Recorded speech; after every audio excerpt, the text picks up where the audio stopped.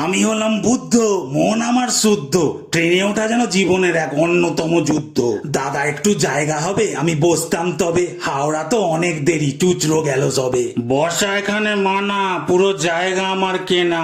Daily passenger বলে কথা, ঘুঁটি বেঁকিয়ে দেবো মনা।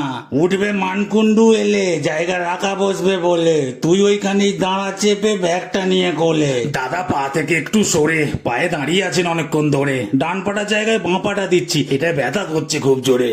আরে দাদা দেখে কোথায় দিচ্ছেন হাত রেখে। ও সরি সরি, রড ভেবে বাবা ধরে ফেলেছি, তাই ভাবছি যাচ্ছে কেন বেঁকে। ওরে অ্যান্টেনাটা নাবা, পুরো গন্ধরাজ বাবা।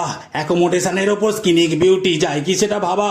হ্যাঁ, গরম এত বলে বডি স্প্রের গন্ধ যাচ্ছে চলে। দুদিন আবার স্নান করেনি, পারফিউম কাজ করছে না তার ফলে। আবার দেখো নরে, দাঁড়ানা সোজা করে। এবার কিন্তু ওই দিকেতে ঠেলে দেবো তোকে জোরে।